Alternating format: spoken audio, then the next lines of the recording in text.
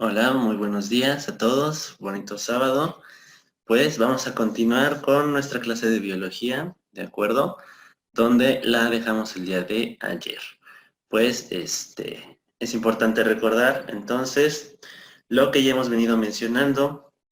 Debemos de tener a la mano nuestro cuaderno de reactivos porque vamos a ir resolviendo algunos ejercicios conforme vamos avanzando, ¿de acuerdo? También es importante que vayan anotando y teniendo sus dudas a la mano para el momento en que indique que inicia la sección de preguntas, podamos resolver todas las preguntas relacionadas con los temas que se están viendo en este momento.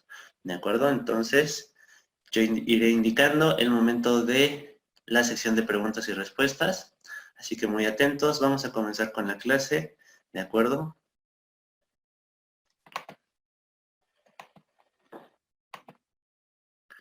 El día de hoy vamos a comenzar viendo el bloque 3, nutrición para el cuidado de la salud. Mientras vamos a recordar un poquito lo que ya estuvimos viendo. En el bloque 1 vimos cosas como la célula, características de los seres vivos, evolución, los 5 reinos, causas de la biodiversidad en México, ciclo del carbono, ciclo del agua, efectos del dióxido de carbono y sustentabilidad. En el bloque 2 estuvimos hablando ya de manera específica de la transformación de materia y energía, donde involucramos la fotosíntesis y la respiración. ¿Sale? La respiración hay dos tipos, aerobia y anaerobia. Y también vimos la respiración a nivel de organismo, así como a nivel celular. ¿Ok? Entonces, vamos a comenzar hoy nuestra clase con el bloque 3, repito, nutrición para el cuidado de la salud. ¿Sale? En este bloque vamos a recordar algunas características, también algunos organelos y sobre todo vamos a empezar a recordar nuevamente una sustancia muy importante que se utilizaba en fotosíntesis, o bueno, que tenía que ver con fotosíntesis y se necesitaba en respiración. ¿De acuerdo? Vamos a ir viendo. Comenzamos hablando de los nutrientes. Hay dos grandes tipos de nutrientes. Vamos a ver el primer grupo. Aquí tenemos un grupo conocido como los macronutrientes. ¿Vale? Estos macronutrientes son sustancias que se requieren en grandes cantidades en nuestro cuerpo, ¿sí? Además de que, estructuralmente hablando, son sustancias grandes, de muchas cadenas de átomos y complejas, ¿sale? Pero la definición está más basada en la cantidad requerida en el cuerpo, que en este caso, en los macronutrientes, se requieren en grandes cantidades, ¿ok? Tenemos tres tipos de macronutrientes: los carbohidratos, los lípidos y las proteínas. ¿Sale? Vamos a ir hablando un poco de cada uno. Los carbohidratos, más o menos los estuvimos mencionando cuando estuvimos hablando de fotosíntesis y respiración. Los carbohidratos son también llamados azúcares, ¿sale? Hay diversos grupos, como puede ser la glucosa, que repito, estuvimos hablando de fotosíntesis y respiración. Tenemos otros como la fructosa, la galactosa, la lactosa, ¿de acuerdo? La característica fundamental de los carbohidratos es que son la primer fuente de energía o nos proporcionan energía inmediata. ¿Qué quiere decir esto?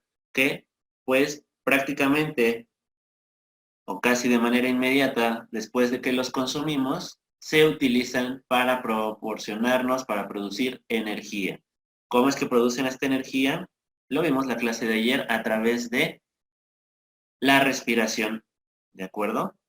Ya recordarán que la glucosa se oxida, en un caso con oxígeno, en el otro no, pero producen ATP, que es la energía que los seres vivos necesitamos. Entonces, los carbohidratos son la primera fuente de energía o también llamados azúcares, ¿sí? ¿Dónde los podemos encontrar? En los alimentos los podemos encontrar principalmente en los cereales, Vamos a ver en su momento cuáles son estos y qué más nos pueden aportar. En las frutas, pues recordarán que la gran mayoría de frutas pues saben dulces, entonces sí tienen azúcares.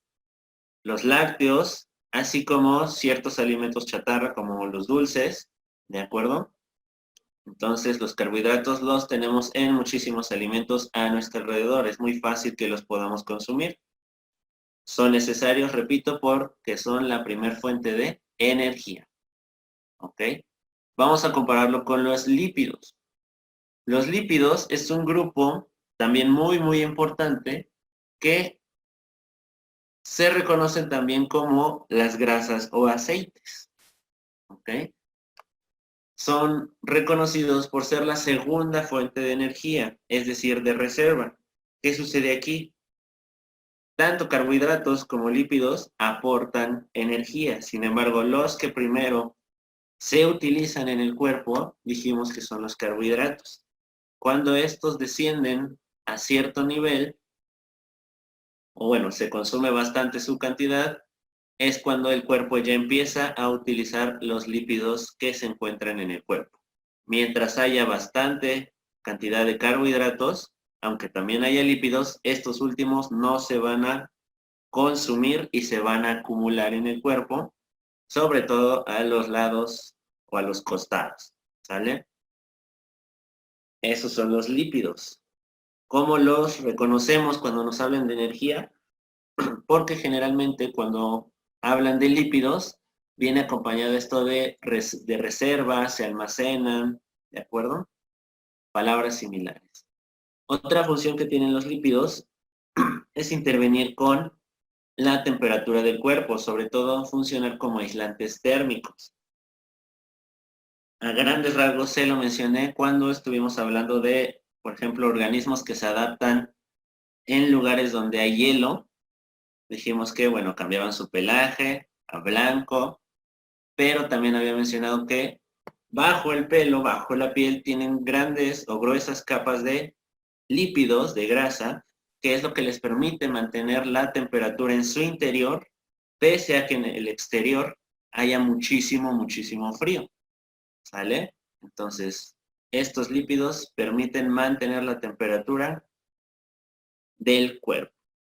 También es importante mencionar que los lípidos son fundamentales en las membranas celulares. ¿Qué quiere decir esto? Que están las membranas celulares, que dijimos que se encontraban en todas las células, están constituidas, están formadas por lípidos. Entonces, aquí vemos o se puede rescatar la gran importancia de los lípidos. Si no consumiéramos lípidos, no podríamos formar células, porque estos lípidos se necesitan para construir la membrana y algunas otras partes de la célula. ¿Ok? Dijimos que los procesaban un organelo que era el retículo endoplásmico liso. ¿Sale? Me regreso tantito, carbohidratos, los azúcares los procesaría sobre todo la mitocondria para la respiración y la producción de energía. ¿De acuerdo? Entonces, estos dos son los macronutrientes que nos aportan energía. Tenemos un tercer macronutriente, que son las proteínas. Probablemente las han escuchado mucho. Es un grupo muy variado, muy versátil, en el sentido de que cumple muchísimas, muchísimas funciones en nuestro cuerpo. ¿De acuerdo? ¿Como cuáles? De transporte. La sangre es proteína, son proteínas. Entonces, pues dijimos que la sangre tiene la función de llevar nutrientes a todas las partes de nuestro cuerpo. Estructural.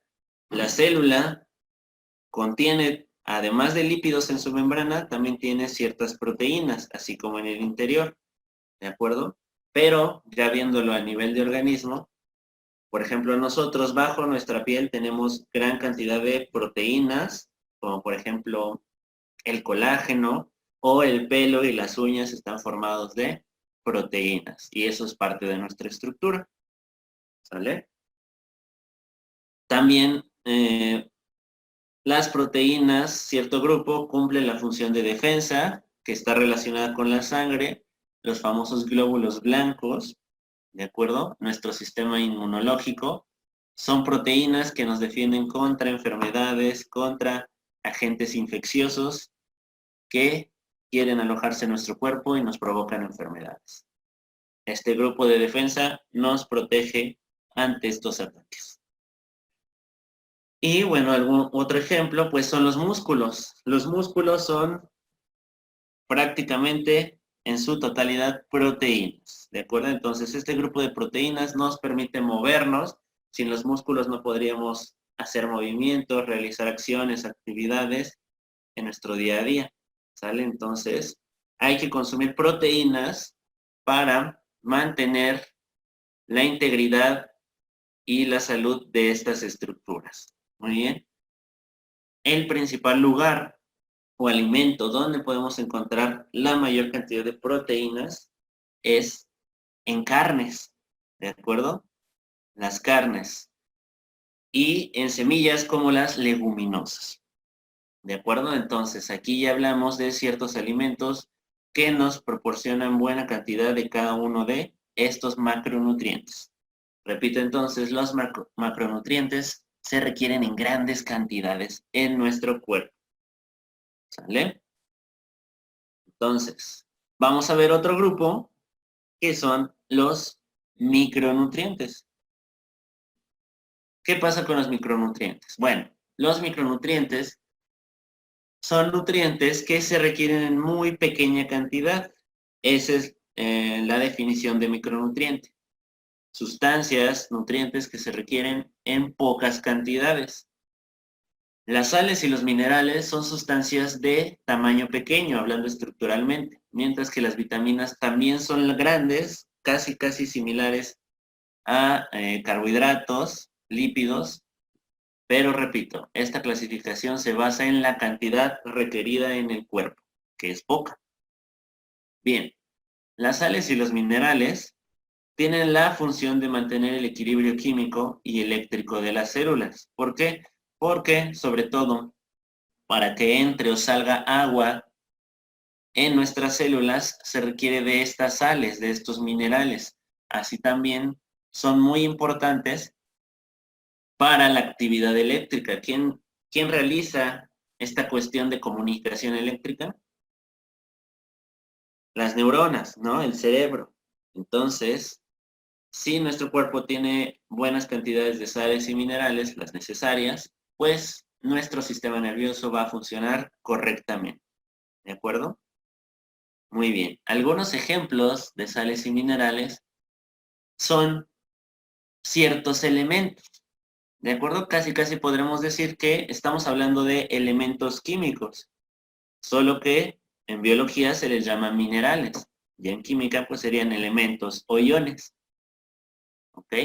Por ejemplo, aquí les muestro algunos símbolos, vamos a ir recordando un poquito cuáles son estos. Na, ¿qué elemento podría ser? Ok, el sodio, ¿sale? Sodio es muy importante en nuestras células. El siguiente, Cam, potasio, ¿ok? Sea, calcio, T, fósforo y yodo, Fe, hierro. ¿Sale? Entre algunos otros. Como cuáles, por ejemplo, magnesio, níquel, zinc, ¿de acuerdo? Son necesarios en nuestro cuerpo. Por ejemplo, el hierro, adelantándome un poquito, pues es fundamental en nuestra sangre, ¿de acuerdo? Sodio y potasio se requieren para el transporte celular, calcio en huesos, ¿de acuerdo? Sería por mencionar algunos. Entonces, las sales y minerales son muy importantes en nuestro cuerpo. También, por ejemplo, podemos hablar de un dato curioso. El agua que bebemos no nos serviría de nada si no contiene sales. ¿De acuerdo? Así que el agua potable, el agua que bebemos, debe tener cierta cantidad de sales. Tampoco es que tenga que ser salada, pero sí debe tener cierta cantidad de sales. si llegamos a ingerir algún tipo de agua que no tenga sales, no nos servirá de nada, ¿ok? Entonces, un dato curioso. Otro grupo, entonces, son las vitaminas, ¿de acuerdo? Tal vez hemos escuchado hablar de ellas. Generalmente se venden en, pues, por ejemplo, farmacias como suplementos alimenticios, ¿de acuerdo? Los famosos multivitamínicos. ¿Qué función tienen? Ok, en conjunto influyen en el buen funcionamiento del metabolismo, es decir, ayudan a que muchas reacciones se lleven a cabo correctamente.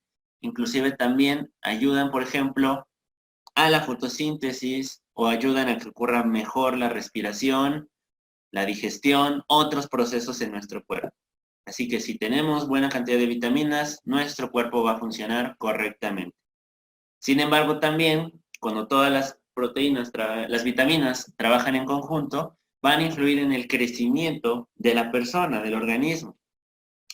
Por ejemplo, cuando, sobre todo en niños, que los padres notan que pese a su edad no están alcanzando la estatura que a lo mejor ellos o algún familiar tenía a su edad, pues acuden al médico para ver si no hay algún problema genético de alimentación.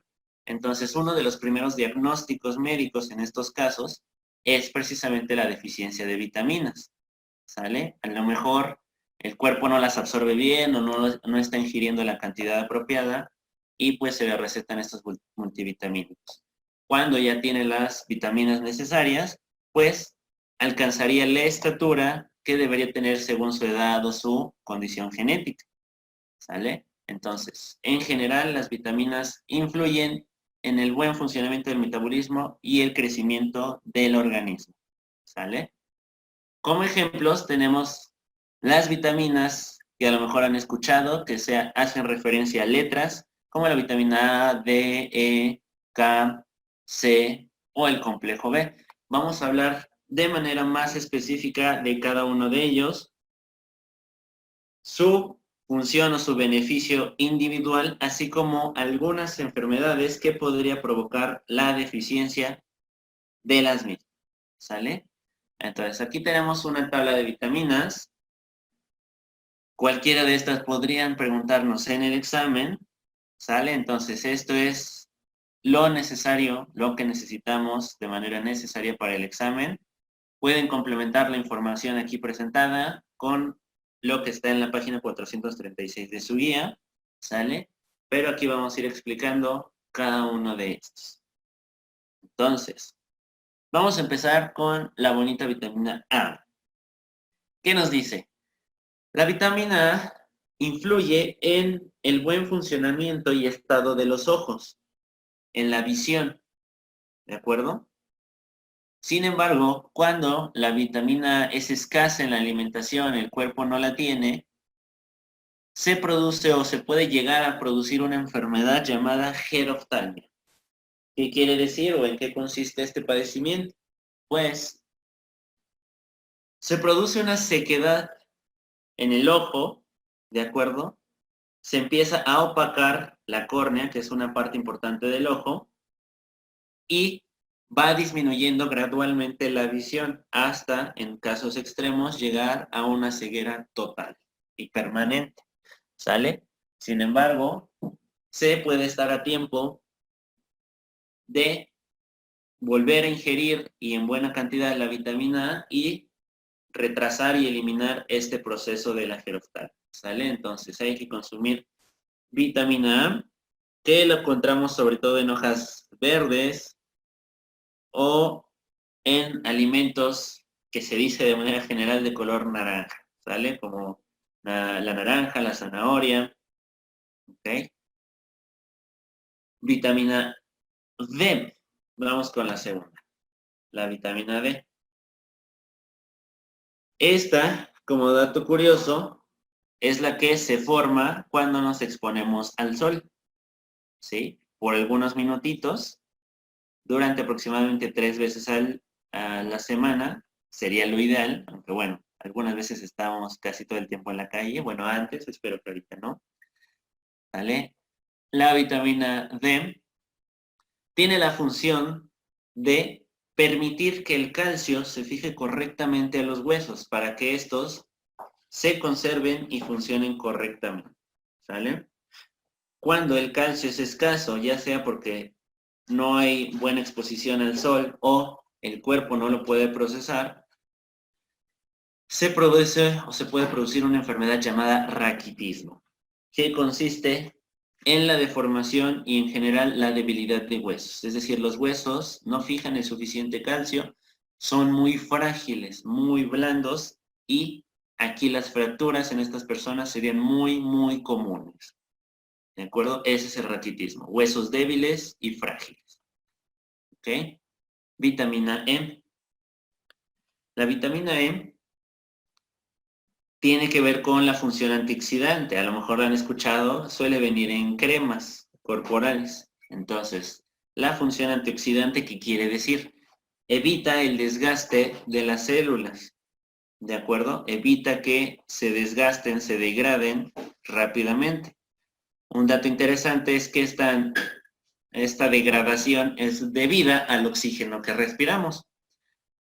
Sin embargo, el oxígeno es vital, ¿no? Es una cuestión bastante interesante que dependemos del oxígeno para vivir, pero también es el que nos va matando lenta y constantemente.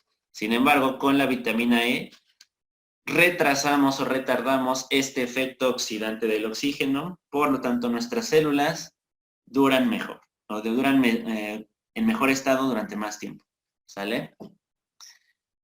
También es algo importante mencionar que esta oxidación pues es lo que se traduce en general, por ejemplo, en las arrugas tempranas mientras vamos creciendo. Pero bueno, todo esto lo evita la vitamina E. Ahora, si se carece de vitamina E, pues se promueve entonces la degradación celular, esta es más rápida y entre otros efectos, se promueve además la pérdida de fertilidad, es decir, la capacidad de reproducción. ¿Ok? La vitamina K. Su función tiene que ver con la coagulación de la sangre. ¿Qué es esto? Pues, por ejemplo, cuando nosotros por accidente nos cortamos o nos raspamos, pues empieza a salir sangre. Pero ¿qué pasa al cabo de unos minutos? Pues se forma la costra, eso es la coagulación de la sangre. ¿Ok?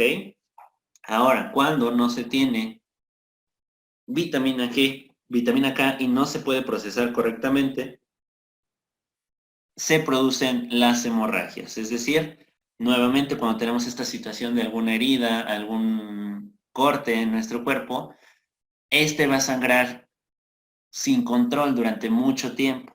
¿Sale? Ahí en esos casos se habría que acudir al médico para ver qué se puede hacer. La vitamina K está relacionada, o bueno, la deficiencia de vitamina K está relacionada con una enfermedad genética que se llama hemofilia, que precisamente tiene que ver con esto. Son personas que deben cuidarse muchísimo porque si se tiene un accidente más grave, es muy probable que no lo superen debido a que si hay hemorragias internas, no hay forma de pararlas. ¿Sale? La vitamina C, creo que todos lo hemos escuchado, es como la que más nos mencionan nuestros papás porque pues nos dicen, ¿no? Tómate tu vitamina C o tu producto, que no voy a decir marcas, pero que aportan vitamina C para pues las temporadas de frío, ¿no? Para que no nos enfermemos. Y sí, tiene que ver con sistema inmunológico, las defensas del cuerpo, aunque su principal función tiene que ver en la sangre. Favorece la capacidad de los glóbulos rojos de la sangre de absorber el hierro. El hierro es fundamental en la sangre porque podríamos decir hasta cierto punto que es como un imán. ¿Imán de que él retiene o sujeta a todos los nutrientes para que se lleven a cada una de nuestras células y se dejen ahí para su funcionamiento? ¿Ok? Entonces, si el hierro no se fija bien a los glóbulos rojos, no se va a poder transportar correctamente los nutrientes, ¿sale? Ahora, la deficiencia de vitamina C en el cuerpo puede producir una enfermedad que se llama escorbuto. Esta se caracteriza por una debilidad general en el cuerpo y en sitios como la nariz y la boca se empiezan a hacer úlceras como heridas y estas empiezan a sangrar, ¿sí? De manera general tenemos hemorragias en varias partes del cuerpo en las personas que padecen escorbuto por la deficiencia de vitamina C. Ahora, también les mencionaba en la diapositiva anterior el complejo B.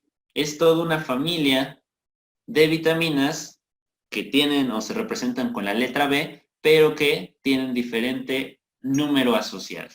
¿Ok? En este caso les presento 3 de ellas, que son las que suelen venir en el examen. Tenemos la B1, que tiene que ver con la producción de energía, es decir, en otras palabras, interviene o apoya en la mitocondria durante la respiración, ¿sale? Para la producción de energía durante la respiración. La deficiencia de vitamina B1 ocasiona una enfermedad que es el beriberi. Esta se caracteriza porque afecta sobre todo el sistema nervioso de las personas. Y con esto lo que se afecta en segundo lugar es el sistema cardiovascular, es decir, tanto corazón como las venas y vasos sanguíneos en la circulación de la sangre. También se refleja en un dolor muscular muy intenso y la dificultad para respirar, ¿sale? Eso es el beriberi. Ocasionado, repito, bueno, su primera consecuencia es el sistema nervioso y poco a poco van fallando ciertas zonas del cuerpo, como el proceso de respiración o la distribución de la sangre, ¿sale? El beriberi. La vitamina B6 tiene la función de procesamiento de aminoácidos y ácidos grasos. Es decir, los aminoácidos forman a las proteínas y los ácidos grasos forman a los lípidos. En otras palabras, entonces, ayuda a que estos se procesen correctamente en nuestro cuerpo. Las proteínas y los lípidos. ¿Sale? Si hay una carencia de vitamina B6, se produce depresión, irritabilidad. ¿De acuerdo? Esas son las consecuencias de la carencia de vitamina B6 en el cuerpo. Finalmente, hablamos de la vitamina B12, que influye o tiene un papel importante en la formación de las células sanguíneas y la síntesis del ADN. Las células sanguíneas se forman en columna vertebral, ¿de acuerdo? Y si hay una deficiencia de vitamina B12, pues estas células generalmente se producen deformes, no tienen la forma adecuada, por lo tanto, no fijan el hierro correctamente y no distribuyen correctamente los nutrientes. Lo que, si hay carencia de vitamina B12, se traduce en anemias, que a lo mejor han escuchado, una persona anémica, pues, es una persona que no tiene energía, tiene debilidad, ¿de acuerdo? Se siente cansada todo el tiempo. Por eso es muy importante atender estos padecimientos, porque si los nutrientes no se distribuyen correctamente, sí podrían llegar a producir la muerte ya en casos bastante severos. ¿De acuerdo? Entonces, esta tablita de vitaminas sí es importante repasarla. No sabemos cuál vitamina nos puede venir, pero sí nos puede venir alguna. ¿De acuerdo? Muy importante. Muy bien. Entonces, estos serían los macronutrientes y los micronutrientes que necesitamos en nuestra alimentación. Pero ahora, ¿cómo debemos consumirlos? ¿En qué cantidades aproximadas? ¿Qué onda? ¿No? Entonces, vamos a ver a continuación lo que se conoce como el plato del bien comer. ¿Sale? Es una representación de lo que se considera lo ideal o lo mejor para la alimentación de la población mexicana en el día a día, ¿sale? Está indicado para la población mexicana, más o menos ahorita vamos a mencionar por qué. Y bueno, sí es importante mencionar esto, no considera alimentos chatarra. Eso no se considera como parte de la cultura alimentaria en México. Sin embargo, bueno, como dato curioso, pues esto de los alimentos chatarra sí es considerado en la alimentación, por ejemplo, de Estados Unidos. Ahí manejan una pirámide y en la cima, en poquita cantidad, pueden entrar los alimentos chatarra. Allá ellos, ¿ok? Nosotros aquí en el plato del bien comer no son indispensables. No, lo ideal es no comerlos. Ahorita voy a continuar con esto. Vamos a revisar y analizar un poco este plato del bien comer, ¿ok? Consta de 3 zonas, la zona de color verde, la zona amarilla y la zona roja. Vamos a hablar de qué es lo que nos aporta en la alimentación cada una y qué es lo que encontramos como ejemplos representativos en cada uno de ellos. Vamos a ir en el sentido de las manecillas del reloj, ¿sale? Empezando por la parte superior. Grupo de frutas y verduras. Bueno, como el nombre lo indica, tenemos frutas y verduras en este grupo que, de manera general, nos aportan gran cantidad de vitaminas y minerales. Estas frutas y verduras son la principal fuente de vitaminas y minerales de nuestra alimentación, aunque también aportan en mucha menor cantidad, pero que nos puede ser muy útil, cierta cantidad de fibra. La fibra es una sustancia química que ayuda a que el alimento que vaya pasando en los intestinos no se quede adherido ahí, sino en otras palabras comunes, como que resbale, ¿de acuerdo? Permite ir expulsando lo que se pueda quedar alojado durante más tiempo en nuestros intestinos. Ayuda a una mejor digestión y expulsión de lo que no necesitamos, ¿sale? Y también aportan cierta cantidad de azúcares sencillos. ¿Qué es un azúcar sencillo? Bueno, les puedo comentar que a grandes rasgos estos azúcares sencillos son de tamaño corto, de tamaño mediano, que el cuerpo puede digerir o utilizar rápidamente, ¿sí? Porque son cortos. Ahorita vamos a mencionar que tenemos azúcares grandes o complejos y en dónde los encontramos. ¿Sale? Entonces, esto es el aporte de frutas y verduras. El siguiente grupo, que está en rojo, tiene cosas en común, pero también tiene ciertas diferencias. Vamos a ver. Es el grupo de leguminosas y alimentos de origen animal. Lo que tienen en común y por lo que se destacan es que son el grupo que aporta la mayor cantidad de proteínas. Son riquísimos en proteínas. Por lo tanto, si se requiere el consumo de gran cantidad de proteína, pues hay que consumir alimentos de este grupo. ¿Ok? Las leguminosas son semillas, son vegetales, y bueno, los alimentos de origen animal, como el nombre lo indica, provienen de animales. ¿Ok? Entonces, ambos contribuyen al aporte de gran cantidad de proteínas. Sin embargo, aquí empezamos a ver una diferencia. Grasas. Las leguminosas no aportan gran cantidad de grasas, muy poquitas, si no es que nada. Los que aportan grasas son exclusivamente algunos de los alimentos de origen animal, como por ejemplo, sobre todo el pescado, ¿de acuerdo? O los productos lácteos son los que más grasa aportan a nuestra dieta, ¿de acuerdo? Y el huevo también, ¿sale? Este grupo aporta cierta cantidad de vitaminas, aunque comparado con frutas y verduras es mucho menor, ¿sale? Pero esta cantidad también puede ser útil o necesaria en nuestro cuerpo. Y finalmente, hablamos del grupo de cereales. Este grupo es lo que representa al plato del bien comer en la población mexicana. Nuestra alimentación se caracteriza por el cultivo y consumo de cereales, como cuál, el maíz, el trigo, el arroz. ¿De acuerdo? Son cereales muy comunes y muy consumidos en nuestro país. Por lo tanto, se consideran, eso sí, en este plato del bien comer. ¿De acuerdo? ¿Cómo qué ejemplos de cereales tenemos? Pues, sobre todo los que ya están procesados, porque pues es raro que alguien así se coma solo el trigo o solo el maíz. Bueno, sí, nos comemos un elotito de vez en cuando. Pero bueno, generalmente los comemos ya procesados, como que el pan, bolillo, tamales, tacos, tortilla o sopas de pasta, ¿de acuerdo?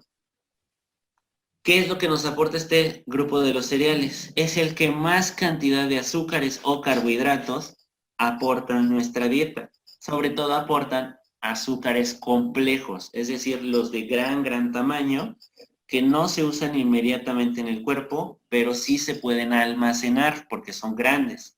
Entonces el cuerpo poco a poco los va cortando y los va utilizando. Es por eso que sí es muy importante el consumo de cereales, pero también si estos se consumen en exceso, como son azúcares complejos, grandes, si no utilizamos todo con el ejercicio que debemos hacer, se van almacenando a los lados de nuestro estómago, si saben a qué me refiero, ¿ok?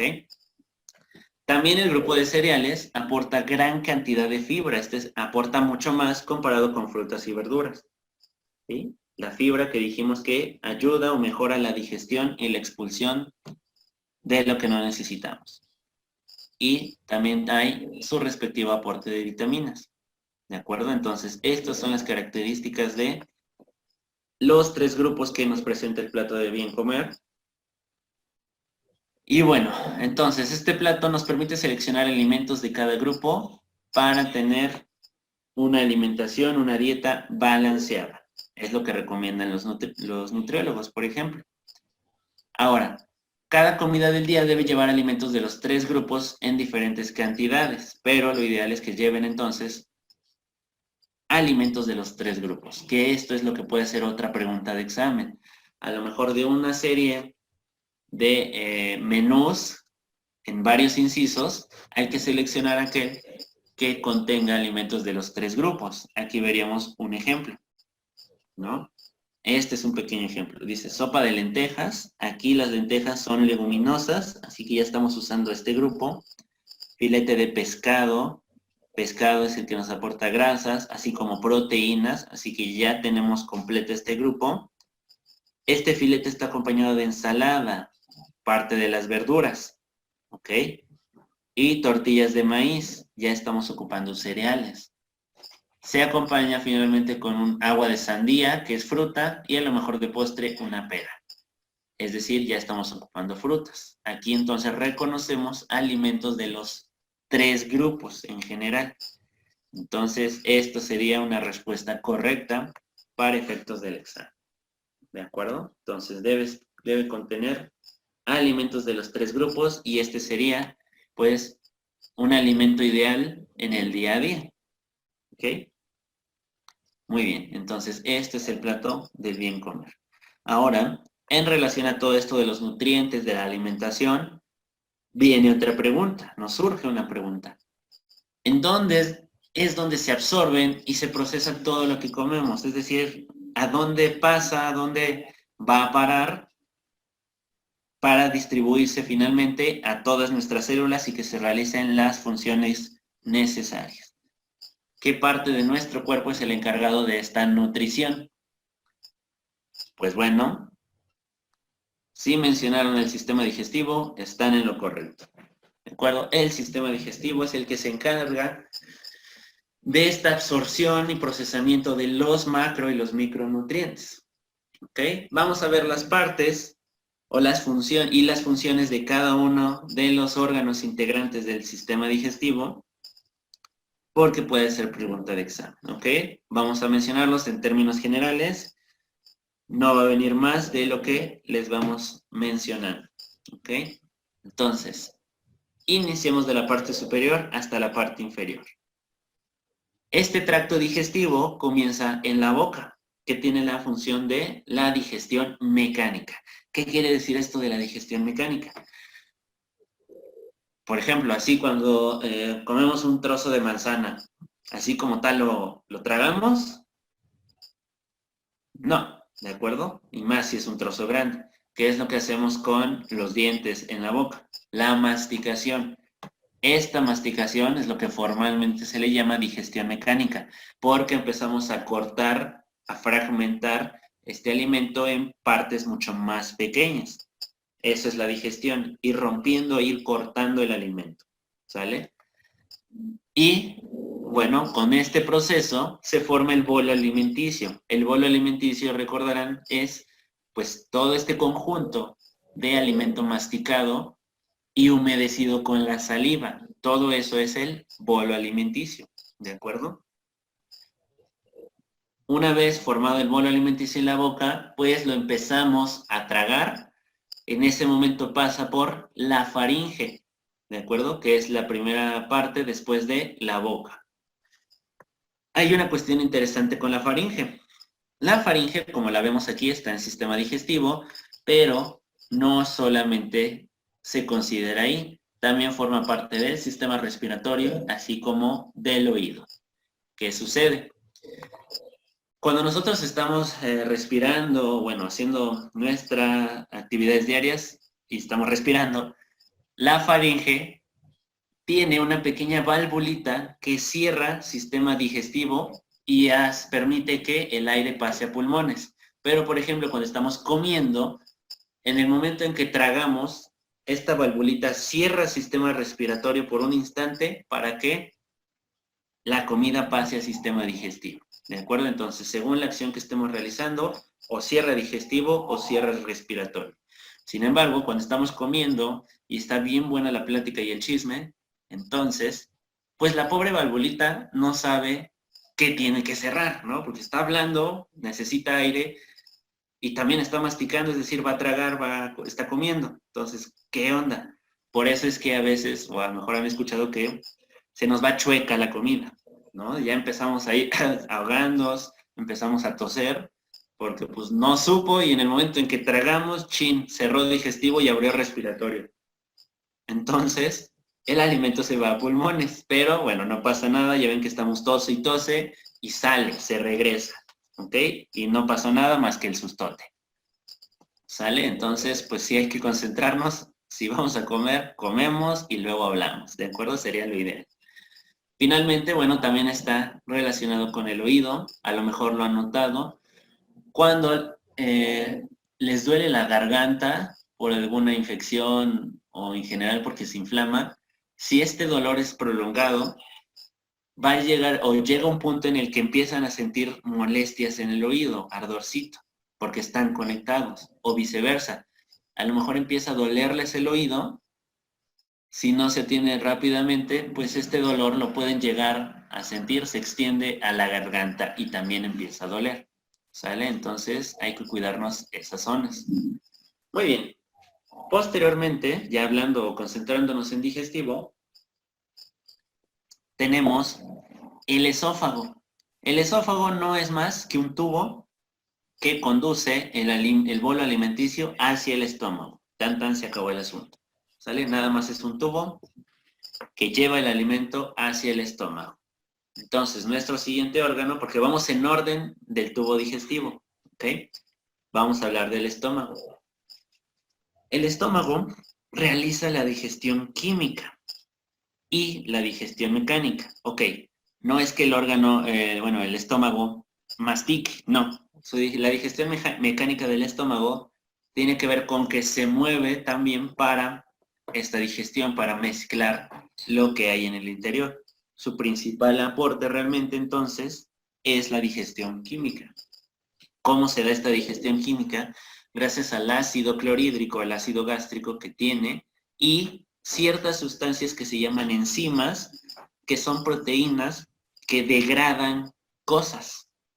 ¿Ok? En el estómago se encargan de degradar cosas. Entonces, pues el bolo alimenticio se mezcla con esto para la digestión química. Aquí se realiza la gran mayoría del proceso digestivo. Sin embargo, no termina aquí. Finaliza a principios del siguiente órgano, que es el intestino delgado, que es el que está inmediatamente conectado con el estómago. Aquí finaliza la digestión y en el resto del recorrido por intestino delgado se absorben los nutrientes. ¿De acuerdo? Aquí es donde principalmente se absorben los macronutrientes, azúcares, lípidos y proteínas. ¿De acuerdo? Es en este lugar donde se absorben sobre todo esos tres. Continúa el recorrido y llegamos a intestino grueso, que recorre toda esta parte y finaliza en el ano. ¿Qué funciones tiene el intestino grueso? Bueno, en general cumple la función de absorber agua y sales y minerales, ¿ok? Es lo último que se absorbe en el cuerpo con la finalidad de reciclar y reutilizar la mayor cantidad de agua posible. ¿ok? En el tramo final, es decir, de entre colon y recto, se forman las heces fecales para ser expulsadas a través del ano, ¿ok? Entonces, estas son las funciones principales de los órganos que están directamente involucrados en el tubo digestivo. Ahora, dirán, ¿qué onda con estos tres? Pues vamos a ver. Esto se les llama de manera general órganos accesorios, porque por ellos directamente no pasa la comida, pero sí influyen en este procesamiento de la comida. El hígado. El hígado tiene una función muy importante que es la acumulación y eliminación de sustancias tóxicas del cuerpo. Toda sustancia diferente a la comida cotidiana se aloja finalmente en el hígado para su degradación y eliminación del cuerpo. Es decir, es como una especie de imán de las sustancias tóxicas. ¿Cómo qué sustancias tóxicas? El alcohol, el cigarro o las drogas en general. Inclusive también de fármacos, medicamentos. ¿Ok? Por eso el órgano es de los más dañados, es el héroe casi casi de nuestro cuerpo, porque dice, yo me arriesgo, todo venga aquí y aquí lo deshacemos, ¿sale? Sin embargo, cuando muchas veces estas sustancias tóxicas son ingeridas en muchísima cantidad, pues el hígado empieza a dañarse, ¿sí? Es decir, es muy útil, pero pues tampoco es eterno, ¿de acuerdo? Y por eso, pues, surgen los problemas de hígado, ¿ok? El hígado es el encargado de producir una sustancia que es la bilis, que se va a encargar de degradar sobre todo grasas, ¿ok? Lípidos. El siguiente órgano, pues sería la vesícula biliar. Su única función es guardar, almacenar la bilis que se produjo en el hígado, ¿ok? Ahí se retiene hasta que sea ocupada. Y finalmente hablamos del páncreas. El páncreas cumple una función de producción de enzimas, ¿sí? Aparte de que el estómago produce y tiene enzimas, en el páncreas también se produce otro grupo de enzimas, otro grupo de sustancias químicas que influyen en esta cuestión de los nutrientes y el alimento en la digestión. Por ejemplo, una de las enzimas que produce es la insulina, a lo mejor la han escuchado, ¿de acuerdo? Es una sustancia química, es una enzima o también llamada hormona que tiene que ver con la regulación de los niveles de azúcar en la sangre, relacionada con una enfermedad que es la diabetes, ¿sale? Enfermedad que vamos a hablar en un momento, ¿de acuerdo? A mayor profundidad. Y también produce jugo pancreático. Entonces, estos son los órganos relacionados con sistema digestivo, ¿sale? A grandes rasgos, pero es lo que necesitamos para efectos del examen. Muy bien. Listo. Ahora, vamos a hablar o mencionar algunos padecimientos relacionados con esto de la nutrición, esto del sistema digestivo. ¿Ok? ¿Cómo cuáles? Bueno, tenemos muchos alimentos, muchas enfermedades relacionadas en distintas perspectivas. Aquí pensamos hablar de algunos. La anemia, ¿ok? Enfermedad que dijimos que puede causarse por la vitamina B12, pero también puede ser ocasionada por muchísimos factores. Ok, ¿qué características tiene? Pues mencionamos que era la incapacidad de hierro en la sangre, es decir, en los glóbulos rojos. Como no hay hierro, no se fija bien, por lo tanto no se puede distribuir correctamente los nutrientes y el oxígeno a cada una de nuestras células. Por lo tanto, estas células no tienen los nutrientes necesarios y no pueden realizar sus funciones, cosa que se expresa de manera general como una fatiga muscular, así como nos da alusión la imagen, cansancio, no tenemos ganas de nada, dolor de cabeza, hasta una palidez que nos dicen, te ves, ¿estás bien? Te ves blanco, ¿sale? Entonces, eso es la anemia. Puede comenzar así sencillo, nada más que no tengo ganas, pero sí es muy importante, si esto es prolongado, ir con el médico y atenderse, ¿de acuerdo? Entonces, sé que a veces nos llega a pasar esto de que no tengo ganas de nada, ni siquiera de comer. Sin embargo, y es una recomendación, pese a que no tengamos ganas de comer, que nos sentimos cansados, mal, siempre hay que comer algo, aunque sea fruta o algo. Porque pese a que nosotros nos sentimos así, pero nuestras células necesitan de algo, de nutrientes. Entonces, siempre hay que comer algo, aunque no tengamos muchas ganas, porque el cuerpo lo necesita, biológicamente hablando. ¿Sale? Ok, otro padecimiento es la obesidad y el sobrepeso. Realmente estos son dos cosas un tanto cuanto diferentes. La obesidad se centra en la acumulación de tejido graso, es decir, de lípidos en el cuerpo, cuando tenemos un exceso y esto se va acumulando en nuestro cuerpo, porque consumimos muchísimo alimento rico en azúcares, ¿sale? Pero entonces, esto también se ve favorecido porque no hay actividad física, ¿sí? Lo que se llama sedentarismo. Por lo tanto, ¿qué alimentos dijimos que son ricos en azúcares o que nos dan energía? Carbohidratos y lípidos. Para bien o para mal, mucho de la alimentación en México, pues, tiene estos dos casi siempre juntos y en grandes cantidades. ¿Cómo qué? Pues los alimentos que están hechos de masa y que todavía los fríen, que son fritos. Esos nos dan muchísimo carbohidrato y lípidos. No estaría tan mal consumirlos, pero sí después se realiza actividad física para consumir todo ese aporte energético. Sin embargo, si no hay actividad física, es mucha energía, es mucho aporte que no se usa. Por lo tanto, como el cuerpo ve que no se usa, se guarda, se almacena y es lo que provoca un aumento de volumen. ¿Sale? Por otro lado, el sobrepeso simplemente es cuando se nota que hay un aumento en el peso corporal, es decir, casi casi es a la hora de la báscula, cuando se tiene más peso del que se debería tener según la estatura y la edad, relacionado con lo que se llama el índice de masa corporal. ¿Ok? Otros padecimientos. Tenemos, por ejemplo, la diabetes. ¿Sí? Ya mencionamos de él en relación a la insulina. Esta por enfermedad es de las más comunes en México. México es de los primeros países a nivel mundial que sufre de este padecimiento. ¿De acuerdo?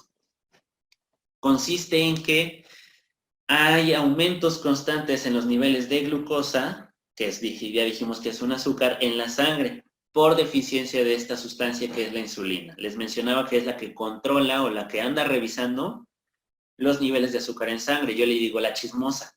¿Por qué? Porque siempre está atenta de lo que pasa en la sangre, sobre todo en glucosa. Entonces, cuando la insulina, los que la tienen o la producen normalmente, detecta que hay mucha azúcar en la sangre, se está ingiriendo mucho azúcar, manda una señal de que, a ver, cuate, cálmate, ya no hay que ingerir azúcares y que ya no se liberen en la sangre, ¿sale? Para que bajen los niveles. Sin embargo, las personas que tienen diabetes no producen esta insulina o es defectuosa. Por lo tanto, no hay quien avise o que controle estos niveles de azúcar en la sangre. Por eso es muy común que aumenten y provoquen malestares y una serie de padecimientos. ¿Ok?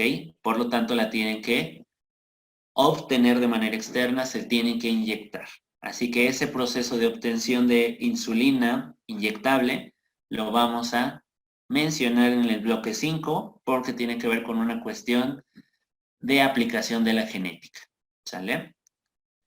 Y bueno, pues así, de manera casi casi similar a lo que vimos anteriormente, pues la diabetes se ve favorecida por el sedentarismo, la nula actividad física y aún más por la obesidad. ¿Sale?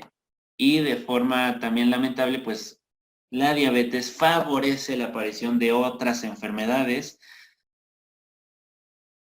como por ejemplo enfermedades respiratorias de los ojos, ¿de acuerdo? Muy bien. Ahora, hablamos de los últimos dos padecimientos que pueden venir en el examen, la anorexia. La anorexia y la bulimia son trastornos que se conocen relacionados con la conducta alimentaria, una cuestión psicológica. El primero, la anorexia, se expresa como las nulas, nada de ganas de comer. ¿Por qué? Porque hay un miedo, hasta a veces irracional, de aumentar de peso. Es decir, tienen pavor a verse gordos y aumentar de peso, ¿sale? Entonces, por lo tanto, no ingieren absolutamente nada. A lo mejor y nada más agua, ¿de acuerdo?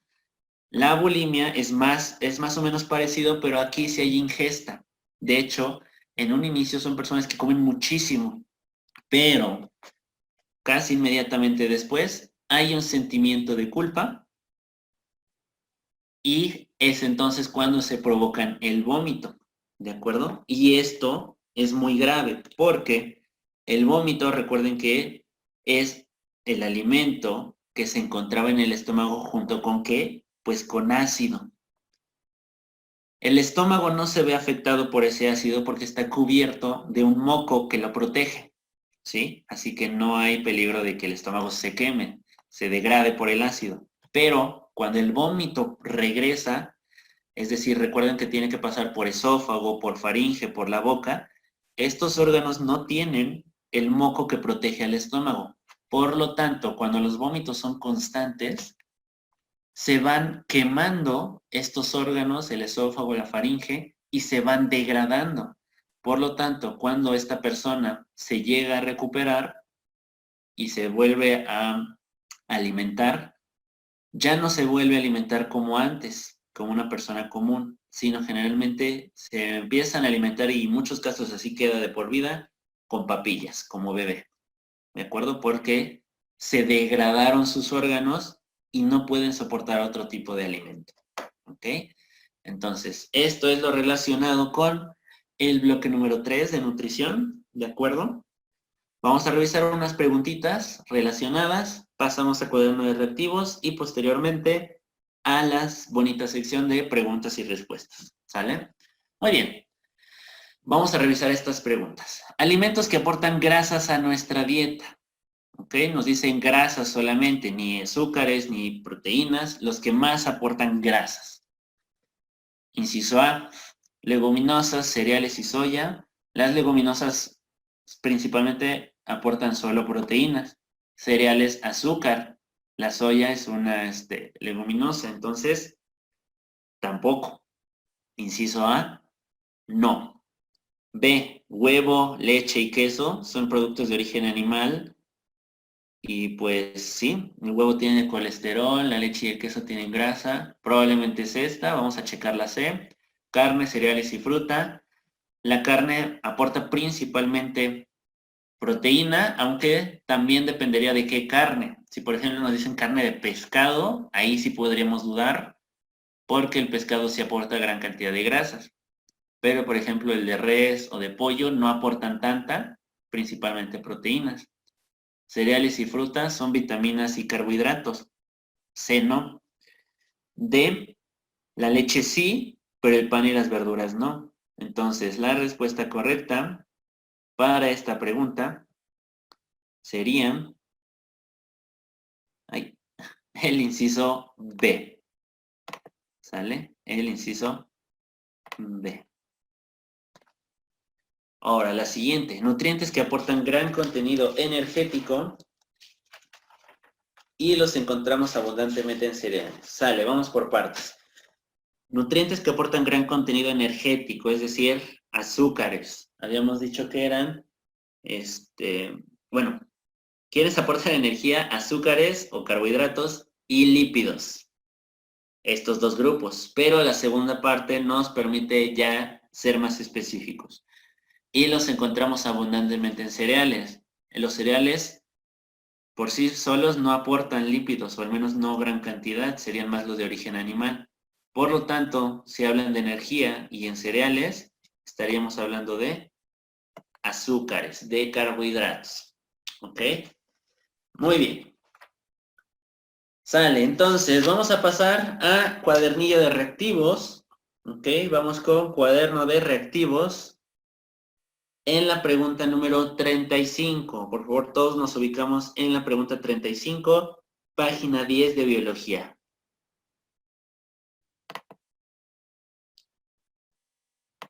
¿Listo? Muy bien. Pregunta 35. ¿Cuál es el macronutriente que forma el principal aporte de reserva energética en el cuerpo humano?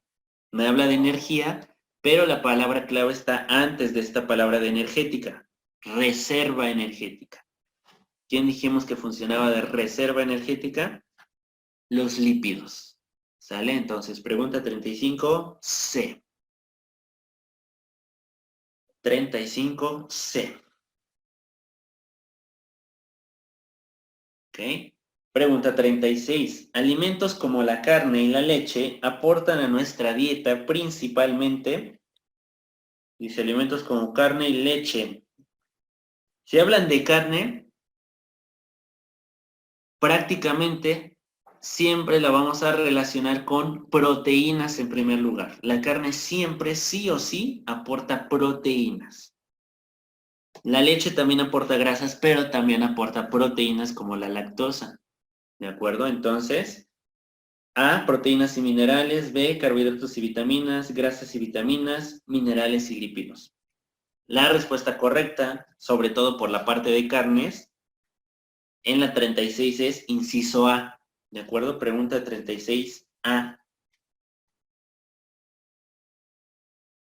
Siempre que les hablen de carne sería proteína. Aunque, repito, la duda sería cuando hablen de carne de pescado y lo ponen con otras cosas como leche y huevo, sería entonces más grasas. ¿Ok? Pero en este caso, cuando viene carne a secas, es proteína. ¿Sale? 36A. 37. 37.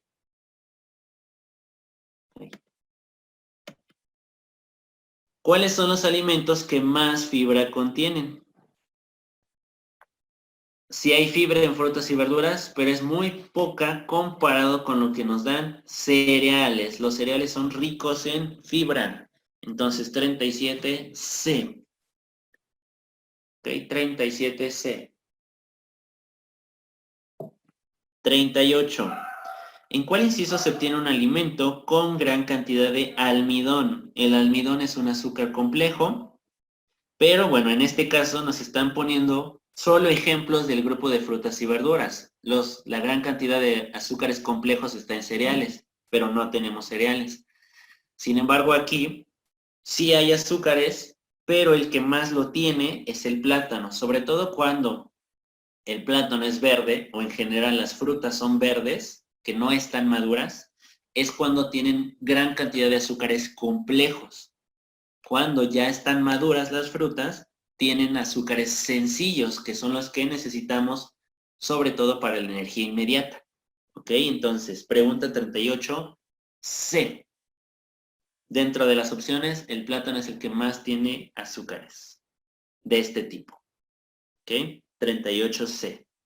39. Selecciona el menú del día acorde con el plato del bien comer. ¿Ok? Es decir, tenemos que identificar cuál de las opciones alberga alimentos de los tres grupos. Vamos a ir viendo. Inciso A. Pechuga empanizada con puré de papa y arroz con leche. La pechuga son alimentos de origen animal. ¿Ok? Ahí hablamos de proteínas. Puré de papa en la parte de cereales y arroz, cereales y leche nuevamente aquí. Aquí nos están faltando leguminosas y frutas y verduras, así que inciso A no es. B, enchiladas de mole con pollo, agua de Jamaica y fruta de temporada. Ok, entonces tenemos pollo, enchiladas, pues tiene algo de tortilla de maíz, agua de Jamaica y fruta de temporada. Lo que nos hace falta sobre todo son leguminosas. Entonces, no. Inciso C. Hamburguesa con papas a la francesa, refresco y helado de chocolate. Qué rico, pero es lo que le llamamos comida rápida y no es la recomendable. ¿De acuerdo? Inciso D. Sopa de verdura. Hay verduras. Carne asada con frijoles. Ahí hay alimentos de origen animal y leguminosas. Tortillas. Hay cereales. Agua de melón y manzana. Fruta. Ok, el inciso D es el que cumple con todos los grupos. Por lo tanto, Pregunta 39, D de dedo. ¿Sale? 39, D de dedo. Pregunta 40. ¿Cuáles son factores que pueden predisponer la aparición y desarrollo de una enfermedad degenerativa como la diabetes? A. El sedentarismo y aumento de grasa corporal. B. La obesidad y el consumo excesivo de fibra. C. Una alimentación balanceada y ejercicio continuo. D. Consumo de alimentos contaminados y la herencia. La respuesta correcta es A. El sedentarismo, como les había dicho, la nula actividad física y el aumento de grasa corporal, que sería la obesidad. Eso es lo que facilita que se desarrolle la diabetes en una persona. ¿Ok? Entonces, pregunta 40, inciso A. Muy bien. Entonces, con esto terminamos el bloque número 3, ¿de acuerdo? Vamos a pasar a la sección de preguntas y respuestas. Sale, por favor. Es importante que sus preguntas sean lo más específicas posibles de este bloque. ¿Sale? Vamos a comenzar. ¿Qué dudas hay? Ok.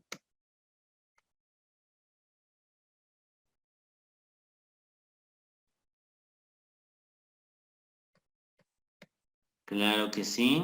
Ay, ya me pasé. Vamos para allá. Aquí lo tenemos. ¿Qué es la bilis? Es una sustancia química, así más o menos parecida al ácido, que degrada grasas. La bilis tiene el objetivo de deshacer las grasas que comemos, ¿sale? Para que sus partecitas sean utilizadas y absorbidas en el cuerpo. Las frutas tienen gran cantidad de vitaminas, sobre todo, y tienen carbohidratos sencillos, es decir, de tamaño corto, cuando están maduras, ¿sale?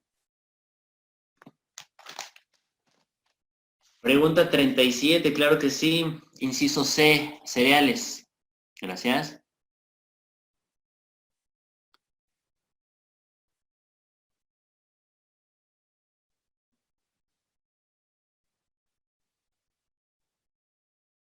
Ok, como la vesícula biliar es una especie de bolsita donde se almacena, les digo, temporalmente esta sustancia, pues por diversas razones puede llegar a romperse y provocar problemas, ¿sale? Pero bueno, al menos lo bueno que es algo que no nos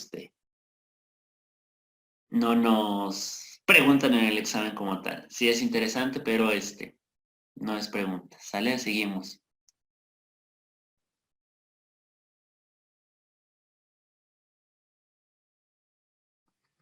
Por ejemplo, los multivitamínicos traen muchas, inclusive traen todas las vitaminas que vimos, ¿sale? Entonces, cada una va a realizar su función, ¿sí? Cada una sabe lo que tiene que hacer, por así decirlo, y va a realizar su función. No sé si te refieres a eso. Entonces, por eso, cuando hay deficiencia de una vitamina, generalmente te dicen qué alimento comer o te dan un multivitamínico, ¿sí? Jiménez Morales Abraham, pregunta 34. 34, esa fue de ayer, pero bueno, la 34 es inciso C, anaerobia, ¿ok?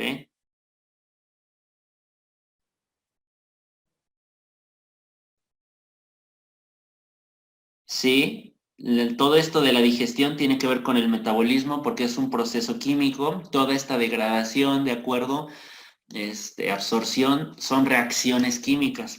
Entonces, sí, generalmente el concepto de metabolismo se desarrolla, se relaciona mucho con esto de la alimentación. Y sí, correcto, correcto. Generalmente decimos cuando una persona come y come y no engorda, pues primero nos da envidia y en segundo lugar es porque tiene un metabolismo acelerado, ¿de acuerdo? Y por otro lado puede haber personas de metabolismo lento, que casi nada, ni siquiera la tocan, nada más ven la comida y ya empiezan a aumentar de peso, ¿no? Entonces hay de todo. Esa es parte de la variabilidad que mencionamos en evolución, ¿sale? Entonces es normal. Sí, entonces influye en cada persona, pero también tiene que ver con la alimentación, ¿va? No, algo específico de la bilis no les preguntan. De hecho, no suelen mencionarla. Por eso lo menciono así en términos generales para que tengan noción de ella. ¿Sale? Pero de bilis realmente no preguntan. ¿Ok? Claro que sí, la tabla de las vitaminas. Vamos para allá. Ok, ahorita vamos para la de la anemia. ¿Sale? Vamos con todos, no se preocupen. Ahí están las vitaminas. Ahorita pongo la de la anemia y obesidad.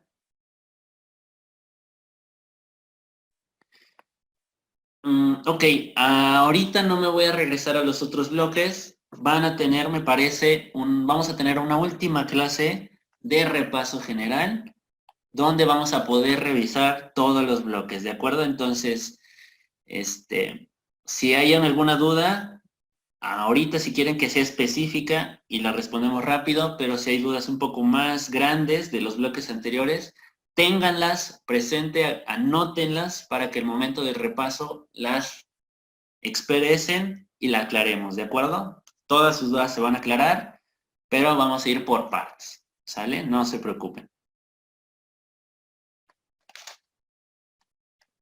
Ok, vamos a ver.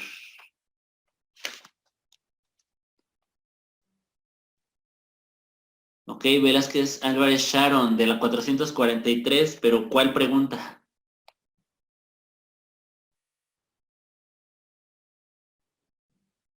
Ok, la vesícula guarda la bilis y esta se vacía al inicio de intestino delgado. Por eso dijimos que en el intestino delgado se termina la digestión, porque ahí es donde se terminan de degradar las grasas para absorberlas, ¿sale? Entonces se usa la bilis que guarda la vesícula biliar al inicio de intestino delgado.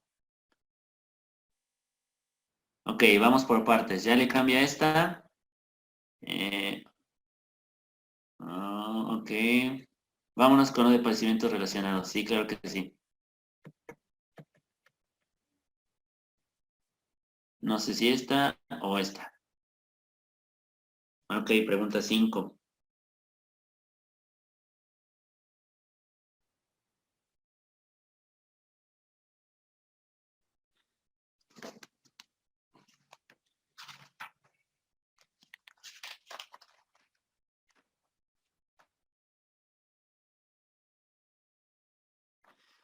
En la pregunta 5 de la página 443 sería el inciso A. Es decir, debe haber de todos los grupos, pero recomendablemente debe haber más frutas y verduras, porque estos digamos que no tienen como efectos de acumulación de grasas o de azúcares, ¿sale? Entonces los alimentos que más cantidad en dado caso debe haber son frutas y verduras, es decir, vegetales, ¿va?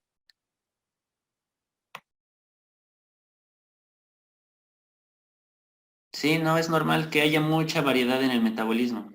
Puede haber metabolismos lentos, metabolismos rápidos, es normal, ¿sale?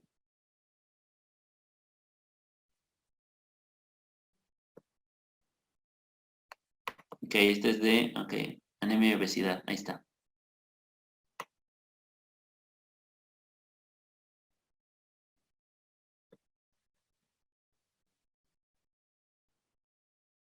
Sí, sí, va Jalil Pérez Briana, sí. Ah, ok, ahí está la de anemia. Ok, chicos, muy bien. ¿Sale? Entonces es muy interesante esto de la alimentación. Si alguien se puede dedicar a nutrición y todo eso es muy, muy padre porque vemos cómo funciona el cuerpo, ¿de acuerdo? Entonces ya en el nivel bachillerato ya pueden enfocarse en esta parte. Pero bueno, esto nos ayuda, ¿no? A irnos guiando un poquito más en cómo va a ser nuestra alimentación, qué sí debemos comer, qué no debemos comer, ¿de acuerdo? Entonces, por ejemplo, ahorita en estas épocas, pues de encierro, pues lo ideal es comer un poco más de fruta, porque la energía que nos dan es inmediata, se usa rápido. No es recomendable comer muchos cereales, porque entonces tendríamos que hacer mucho ejercicio, y creo que estando en casa usualmente no es tan común, tan agradable para muchos hacer el ejercicio ahí, ¿no? Pues, algunos suelen salir, pero pues ahorita no es lo recomendable, entonces pues hay que cuidar nuestra alimentación, ¿sale? Ok, de acuerdo, entonces hay de todo, ¿sales? ¿Sale? Entonces, Pero sí hay que moderarnos con nuestra alimentación porque, pues debemos darle lo necesario al cuerpo, ¿sale? Aquí aplica lo que a lo mejor han escuchado en comerciales, en la tele, que todo con medida, nada con exceso, pero tampoco en deficiencia, ¿de acuerdo? Entonces, hay que consumir moderadamente. Cuando estemos satisfechos, hasta ahí, ¿sí? Muy bien, chicos. Muchísimas gracias. Con esto terminamos esta primera sección de preguntas y respuestas. Vamos a empezar el bloque número 4, ¿de acuerdo? Muy probablemente no lo vamos a terminar el día de hoy, pero continuamos sin problemas la siguiente clase. Y pues bueno, la siguiente clase sería la última. En cuanto a bloques, tendríamos una quinta clase de repaso. Eso es lo más probable. Muy bien. Sale, chicos, muchas gracias. Vamos a pasar al siguiente bloque, que es reproducción y sexualidad.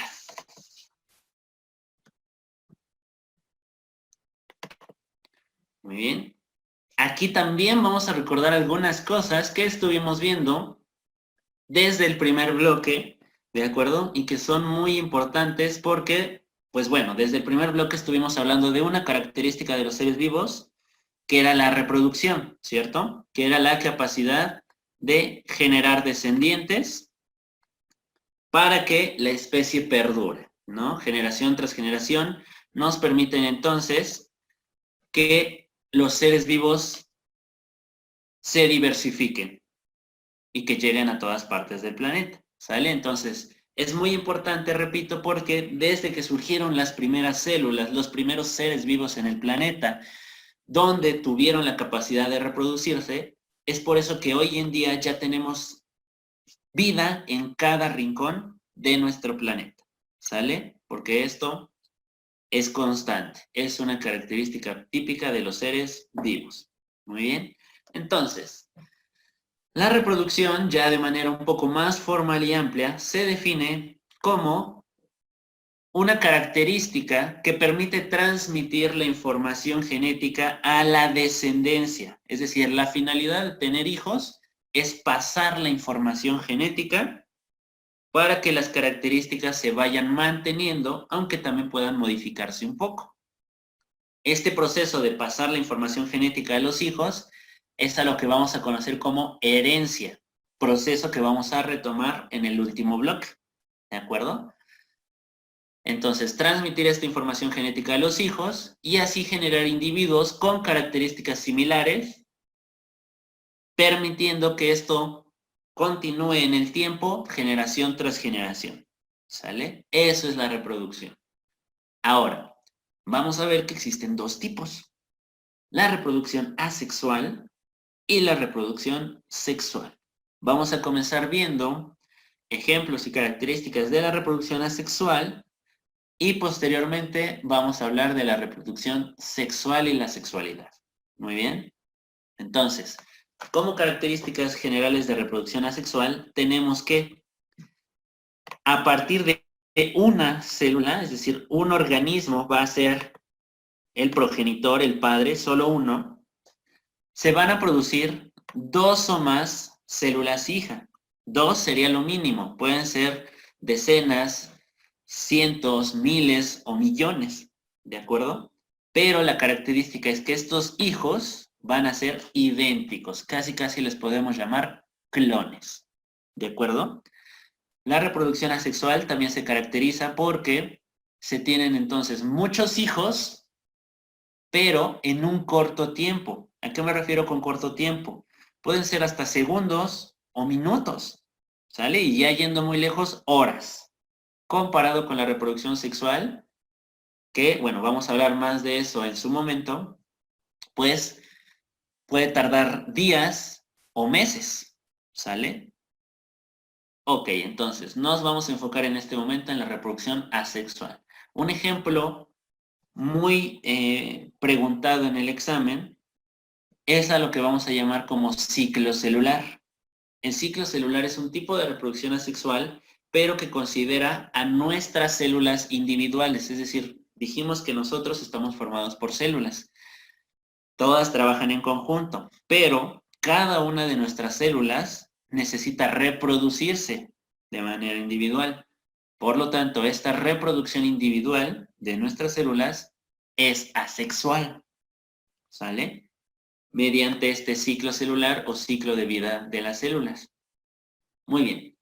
Este ciclo celular consta de dos grandes etapas, dos grandes momentos. El primer momento o la primera etapa se define como interfase, que en el esquema serían estas tres primeras fases o etapas. ¿Ok? La interfase se conoce como una etapa de preparación previa a la división celular. ¿Ok? Entonces, ¿cómo se va a preparar la célula? La interfase está constituida por G1, S y G2. La etapa G1 consiste en la duplicación de organelos, es decir, recuerden que los organelos son lo que mencionamos en la célula como mitocondria, cloroplasto, ribosomas, retículo endoplásmico, ¿sale? Entonces, si por ejemplo mi célula tenía 20 mitocondrias, ahora va a tener 40, ¿de acuerdo? Entonces va a tener el doble de todo y por lo tanto, si mi célula original era de un tamañito, ¿qué va a pasar si ahora tengo el doble de todo? Pues en consecuencia debe aumentar de tamaño, ¿sale? Entonces la célula se hace un poco más grande. Eso es G1. Ahora, en S también se va a duplicar un organelo que es el núcleo, porque contiene ADN, ¿de acuerdo? Es decir, en este momento no se duplica el núcleo, sino el contenido. La molécula de ADN que tenemos ahí se va a duplicar. De ser una hélice, ahora vamos a tener dos hélices, ¿de acuerdo? Ahora, finalmente, al final de la interfase tenemos la G2, que consiste en la formación de proteínas que van a ayudar a crear o a formar a los cromosomas, ¿sale? Recuerden que los cromosomas se ven o los identificamos así como X, ¿sale? Los cromosomas son esas famosas X que contienen la información genética. Eso es muy importante. Si no se forman los cromosomas, todo se detiene y se ve qué está pasando. A lo mejor hay un error, porque digamos que la formación de cromosomas es como una señal que me dice, ok, ya están los cromosomas, sale. La célula ya se puede dividir. Ok, entonces, se necesitan los cromosomas para pasar la información genética a los hijos. Si no están los cromosomas, no hay reproducción. ¿De acuerdo? Muy bien. En este caso, como sí se forman los cromosomas, termina la etapa de preparación, termina la interfase y pasamos a la segunda etapa, que es la de la fase M que vemos en el esquema o propiamente llamada la división celular. Ya es el momento de la reproducción de nuestra célula. Esta división celular se puede realizar de dos formas, una u otra. Puede ser por mitosis o puede ser por meiosis, ¿ok? La que más suelen preguntar en el examen es mitosis, aunque sí vamos a mencionar algunas cosas de meiosis por si acaso. Ok, ¿cuál es la función o la finalidad de que nuestras células hagan una u otra? Si la célula realiza mitosis, esta mitosis permite la regeneración y sustitución de células muertas o dañadas. Es decir, nuestras células no son eternas. Esta mitosis se realiza prácticamente en todas las células de nuestro cuerpo. Por ejemplo, la piel. A lo mejor han escuchado que la piel se descama, es decir, tenemos células muertas. Por eso es que cuando nos bañamos hay que tallarnos para retirar esas células muertas. ¿Ok? Entonces, si no hubiera regeneración celular, si las células no se reprodujeran por mitosis, pues nada más viviríamos un día, porque casi es lo que viven las células de la piel. ¿Ok? Sin embargo, constantemente pues vemos piel porque se están reproduciendo. Entonces, esa es la finalidad o la importancia de mitosis y además, pues la mitosis permite el crecimiento. No somos del mismo tamaño de cuando nacimos, ¿correcto? No somos del mismo tamaño de cuando éramos bebés. Es decir, tenemos muchas más células de las que teníamos cuando nacimos, ¿ok? Esta es la función de la mitosis. Ahora, Lo único que les pueden preguntar de meiosis es la función. ¿Cuál es? La función de la meiosis es la formación de un grupo de células que se llaman gametos. ¿Cuáles son estos gametos? Es la formación del óvulo en la mujer, de los óvulos en la mujer o de los espermatozoides en los hombres. Esa es la función, la única función de meiosis, formar a estas células, ¿ok? Sin embargo, también puede haber otra cosa, otro punto de comparación. Mitosis de una célula va a producir siempre dos células hija, ¿sí? De una surgen dos. Y en meiosis de una van a producirse 4. ¿De acuerdo? Ese es algo también diferencial entre estos dos procesos. Mitosis produce 2 hijas y meiosis produce 4. ¿Ok? Muy importante. Esto es todo lo que puede venir de meiosis. No les preguntan más. ¿De acuerdo? Esto es lo mínimo o bueno, lo máximo necesario para meiosis. De mitosis sí vamos a profundizar un poco más. ¿De acuerdo? Vamos a ver. Mitosis. Aquí tenemos el esquema general que nos representa el proceso. La mitosis se desarrolla en 4 etapas. La primera es profase. Vamos a ver en qué consiste. La segunda es metafase. La tercera es anafase. Y la cuarta y última es telofase. ¿Ok? ¿Qué pasa en profase? Ok. Estas X que están de colores son los cromosomas que dijimos que se formaron al final de interfase. Los cromosomas están formados de ADN. El ADN o la información genética dijimos que se encontraba en qué organelo dentro de la célula. En el núcleo. ¿Sale? Aquí lo vemos. Esta línea negra gruesa que rodea los cromosomas es el núcleo. Dijimos que el núcleo tenía una membrana celular en las eucariotas. Tenía una membrana, una envoltura. Entonces, en profase, esa envoltura del núcleo desaparece. ¿Sí? Se va a degradar momentáneamente. Y se producen estas rayitas, estas líneas, que se llaman uso acromático. Eso es lo que ocurre en profase. Repito, se degrada la envoltura del núcleo y se produce el uso acromático. Uso con H al inicio. ¿Sale? Muy bien. La siguiente fase, metafase. Vamos a imaginar que la célula es nuestro planeta. ¿Cómo se llamaban los extremos? Que bueno, aquí está como acostada, así que véanlo de lado, ¿sale? ¿Cómo se llamaban los extremos de nuestro planeta? El extremo norte y el extremo sur. Polos, ¿cierto? ¿Y cómo se llamaba la parte central de nuestro planeta? La parte más gordita o ancha.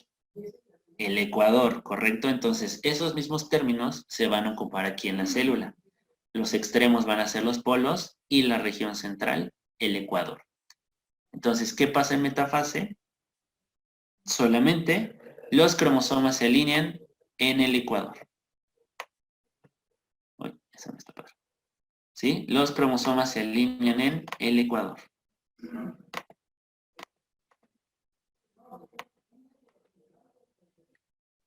Nada más.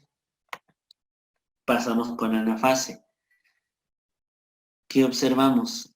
Los cromosomas pareciera que se rompen. Es decir, los cromosomas se van a separar en 2 mitades, ¿de acuerdo? Cada mitad se le llama, aquí vamos a corregir tantito, cada una de estas mitades se llama cromátida o cromátide. Entonces, los cromosomas se separan en sus cromátides hermanas y cada cromátida va a moverse hacia cada uno de los polos. ¿Ok? Aquí hay una separación. Las palabras clave de anafase es separación y movimiento hacia los polos. ¿Ok? Y finalmente tenemos telofase. ¿Qué pasa? Aquí es donde la célula finalmente se divide en 2. ocurre esta división del citoplasma que se llama citocinesis. Repito, esta división del citoplasma en dos es la citocinesis y se vuelve a formar la envoltura nuclear alrededor de cada grupo de cromátidas. Y listo, ya tenemos a nuestras dos células hijas. Eso es todo el proceso de mitosis. ¿Ok? Este proceso de mitosis dijimos que ocurría en casi todas las células de nuestro cuerpo. Estas células, donde sucede la mitosis, se llaman células somáticas. ¿De acuerdo? Así se les conoce, como células somáticas. Recordando lo que dijimos, la mitosis se caracteriza porque de una se obtienen dos hijas, pero son idénticas, igualitas. ¿Sale? Y recordando la función que habíamos mencionado, pues la mitosis permite la regeneración y la reparación de células muertas o dañadas, es decir, que forman los tejidos. ¿Sale? Muy bien.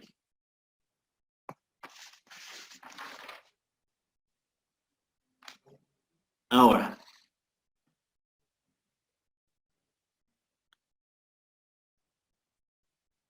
vamos a ver otros ejemplos de reproducción asexual. ¿Sale? Que esto ya es como el estilo de vida de cada uno de los organismos, de otros tipos de organismos que se reproducen de manera asexual. Hay otros tres tipos, ¿cuáles son? Vamos a ver la bipartición o fisión binaria, que como el nombre lo indica, de una célula se va a partir en dos. Se parece así, este esquema más o menos nos hace alusión a mitosis, solo que en este caso de la bipartición, no hay una serie de pasos ordenados, no ocurre así en etapas como lo vimos ahorita en mitosis. ¿Sale? Esto ocurre en segundos, es rapidísimo. ¿Quiénes realizan este proceso de división? Y todas las bacterias, algunas algas unicelulares y los protozoarios. ¿De acuerdo? Muy bien. La esporulación es otro tipo de reproducción asexual. En este caso, la célula madre empieza a producir muchas celulitas en su interior. ¿De acuerdo? Se llena de celulitas en el interior de la madre. Finalmente, por efectos mecánicos, es decir, de movimiento o por el viento, la lluvia, ¿de acuerdo? Se rompe y las células del interior se liberan. Estas celulitas se conocen formalmente como esporas. Las esporas van en el aire, llegan a un sitio, si tienen las condiciones óptimas, se desarrollan en un nuevo organismo y volvemos a reiniciar el ciclo. ¿Sale?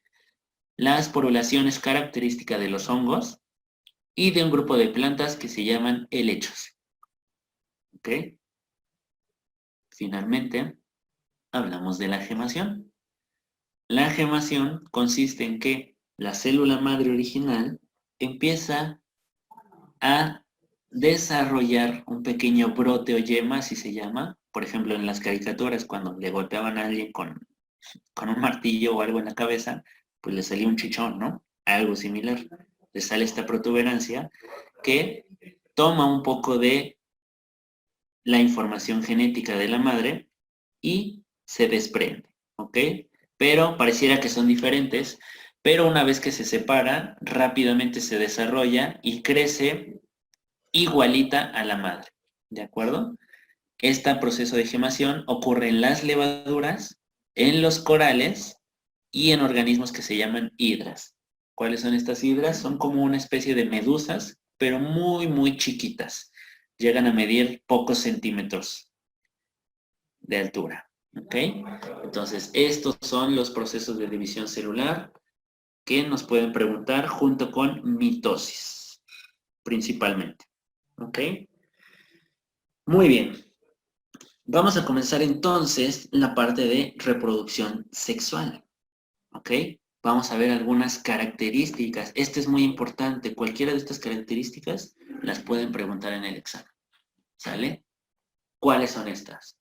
Ok, se producen pocos descendientes, es decir, pocos Y me van a decir ustedes, pero bueno, hay organismos que producen, como los perros que producen 7, o como los conejos que producen muchísimos. Ok, sí. Entonces, a lo mejor en conejos podemos llegar a varias decenas. Pero, por ejemplo, no se compara con un hongo que puede producir millones de esporas, ¿no? Entonces, comparado con eso, siguen siendo pocos descendientes. Además, estos que vimos de aquí realizan esta reproducción, les digo, en segundos, a lo mucho en minutos, mientras que este tipo de reproducción, por ejemplo, en el humano, pues dura 9 meses, ¿no? Es un tiempo muy prolongado para que nada más se tenga uno, o ya, por ejemplo, en caso de gemelos, 2 o 3, ¿no? Entonces, pocos descendientes en mucho tiempo, o sea, tarda mucho en darlos. Pero esto también es muy importante. En esta reproducción sexual se da un intercambio genético. ¿Qué quiere decir esto? Que tenemos mezclas de material genético de ADN un poco diferentes. Nosotros somos hijos de quiénes? De papá y de mamá, ¿no? Biológicamente hablando. Entonces, tenemos la información de papá y de mamá, pero en nuestro caso se combinaron, se mezclaron, por así decirlo. Entonces es por eso que nosotros, pues, nos parecemos, a lo mejor dicen, te pareces a tu papá, te pareces a tu mamá, o te pareces al abuelo, o a lo mejor te pareces al lechero, no lo sé, ¿de acuerdo? Entonces hay una recombinación, pero también es importante destacar que, pese a que nos parecemos a algunos, realmente somos muy diferentes, no somos idénticos a nadie, ¿ok? Todo eso entonces, pues favorece esa variabilidad, lo que ya hemos mencionado un poco. Entre hermanos, por ejemplo, entre los familiares, somos parecidos pero no idénticos, y eso ya es variabilidad que dijimos favorece la evolución, ¿ok? Y como último requisito o característica, se necesita de células especializadas que llamamos gametos. ¿Cuáles son los gametos que mencionamos en un inicio? Son el espermatozoide, en el caso del gameto masculino en hombres, y el óvulo en las mujeres. ¿Sale? Aquí prendemos esquema de cada uno. El espermatozoide es muchísimo más pequeño que el óvulo, y el espermatozoide se caracteriza porque tiene un flagelo o cola que le permite el movimiento. El óvulo no se mueve por sí solo, no tiene movimiento, sino se va empujando, el cuerpo lo va empujando hacia donde tiene que llegar. ¿Ok? Lo único que aporta el espermatozoide es su núcleo, su información genética, nada más. Quien tiene todo lo demás que se necesita es el óvulo. ¿De acuerdo? Entonces, vamos a ver en dónde se producen estos gametos, porque eso también puede ser pregunta de examen. Por lo tanto, vamos a empezar a mencionar los aparatos reproductores. ¿De acuerdo? Vamos a revisar los aparatos reproductores. Vamos a empezar con aparato reproductor masculino. ¿Ok? Aquí les pueden preguntar la función de cada órgano, así como lo vimos en digestivo, vamos a mencionarlos en términos muy generales, ¿sale? Pero que son necesarios para el examen. Muy bien, comenzamos con una estructura que son los túbulos seminíferos, ¿sale? Son una especie así como de manguera enrollada, ¿ok? Tubos muy largos y muy pequeños que son los que se encargan realmente de producir los espermatozoides. Sin embargo, a lo mejor hemos escuchado que cuando nos preguntan dónde se forman los espermatozoides, pues se suele decir que en testículo. Sí y no. ¿Por qué? Porque, bueno, los testículos simplemente es como una bolsa, una cubierta, donde se guardan los túbulos seminíferos. Por eso es que se hace esa relación. ¿Ok? Pero quien realmente los produce son los túbulos seminíferos. Los testículos se encargan más bien de otra cosa. Los testículos son llamados glándulas. ¿Qué es una glándula? Es un tejido que tiene la capacidad de producir una sustancia o varias sustancias químicas útiles para el cuerpo. En este caso, los testículos producen una sustancia llamada, una hormona llamada testosterona, que es la característica del género masculino y que permite que una persona desarrolle las características sexuales y secundarias masculinas, primarias y secundarias masculinas, ¿ok? Entonces, si les preguntaran en el examen, ¿dónde se producen los espermatozoides? Y les vienen estas dos opciones, túbulos seminíferos es la correcta. Pero, si entre las opciones no está túbulos seminíferos y sí está testículo, este lo elige, ¿de acuerdo? Por lo que decimos que comúnmente aquí es donde se realizan, pero ya de manera estricta es en túbulos seminíferos. ¿Sale? Muy bien. Ahora, continuamos el trayecto. Por encima de los testículos tenemos una estructura que se llama epidídimo. Él se encarga de guardar temporalmente los espermatozoides, mientras que se almacenan, se termina su maduración, ¿de acuerdo? Se vuelven maduros y funcionales, porque recién se producen en túbulos seminíferos, no sirven para la reproducción, necesitan madurar, ¿ok? Y eso lo hacen en el epidídimo. Posteriormente, este epidídimo se conecta con una manguera, un tubo, que conduce a los espermatozoides hacia las glándulas accesorias. El tubo se llama los conductos deferentes. Son dos porque hay dos testículos. ¿Ok? Entonces, solamente conduce los espermatozoides desde epidídimo hacia glándulas accesorias. ¿Cuáles son las glándulas accesorias? Esta, vesícula seminal y próstata. ¿Cuál es la función de estas glándulas accesorias? Producir lo que conocemos como líquido seminal, que son puras proteínas, que cuando se mezclan con espermatozoides, en conjunto forman el semen, ¿de acuerdo? Es decir, es el medio que permite a los espermatozoides sobrevivir el mayor tiempo posible fuera del cuerpo para llegar a la reproducción. ¿Sale? Muy bien. Finalmente, entonces, o bueno, casi llegando al final, para que puedan salir el semen, estas glándulas accesorias se conectan con un órgano que es la uretra para la expulsión, repito, del semen. Sin embargo, en el caso de los hombres, esta uretra también se utiliza para la expulsión de la orina. Es decir, estas dos sustancias son expulsadas por esta vía. ¿De acuerdo? Estos serían los órganos sexuales internos. Tenemos órganos sexuales externos. El pene, que es el órgano copulador para la relación sexual, y el escroto, que es la piel que recubre de manera externa los testículos como protección física, pero sobre todo tienen la función de mantener estas estructuras, a los testículos, a una temperatura menor que el resto del cuerpo, particularmente 1 grado menos de temperatura. ¿Por qué? Porque si los testículos se encuentran a la misma temperatura que el cuerpo, los espermatozoides no funcionan, ¿de acuerdo? No pueden cumplir su función. Tiene que estar a menor temperatura que el resto del cuerpo. ¿Sale? Muy bien. Vamos a pasar al siguiente aparato, que es el aparato reproductor femenino. En este caso, comenzamos con ovarios. Hay 2. Y se encargan de la producción de óvulos. Bueno, aquí lo que les muestro es como el nombre ya formal. Pero bueno, para efectos del examen son óvulos. Quédense con eso, ¿de acuerdo? Entonces, los ovarios forman a los óvulos. Pero así como los testículos, también son una glándula.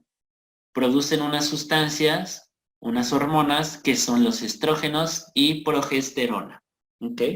Los estrógenos son los encargados de los caracteres sexuales primarios y secundarios en la mujer. Entonces, los ovarios así hacen las dos cosas. Producen al gameto femenino y hormonas. ¿Sale? Inmediatamente después tenemos a las trompas de falopio, ¿de acuerdo? Que no están conectados, sino están muy cerca del ovario y reciben al óvulo después de la ovulación, de la liberación de este, lo conducen hacia el útero, ¿de acuerdo? también como dato importante a mencionar es que el proceso de fecundación, si recuerdan es la unión del óvulo con el espermatozoide, se da solo en trompas de falopio. En ningún otro lado se va a poder unir con el espermatozoide, solamente en trompas de falopio. ¿Ok? Después entonces hablamos del útero, que es el sitio donde va a llegar el óvulo, ya sea fecundado o no, sobre todo cuando está fecundado. Y se va a pegar a alguna de las paredes para que empiece el desarrollo del nuevo individuo, que en el caso del humano pues va a durar 9 meses, ahí en el útero, ¿ok? ¿En dónde se va a pegar el óvulo fecundado, que se le llama huevo cigoto? En las paredes. Particularmente la pared más externa, hablando del interior del útero, es el endometrio y la parte más gruesa es el miometrio, ¿de acuerdo? Está formado por 2 capas. A partir del endometrio va a alimentarse por vía sanguínea, así durante los 9 meses, ¿sale? Y finalmente, bueno, tenemos el órgano sexual, que es la vagina, que es el receptáculo de semen, el órgano para la relación sexual, y después de que ocurrió el embarazo, va a ser el canal de parto, de un parto natural, por ahí va a salir el bebé, ¿sale? Entonces, estos son los órganos del aparato reproductor femenino y ya vimos los del aparato reproductor masculino. En cuanto a teoría, hasta aquí nos vamos a quedar, vamos a hacer una pausa, vamos a continuar y terminar el día de mañana, ¿sale? En este momento vamos a pasar a cuaderno de reactivos, página 12 de biología, cuaderno de reactivos, pregunta número 41. ¿Sale? Pregunta 41.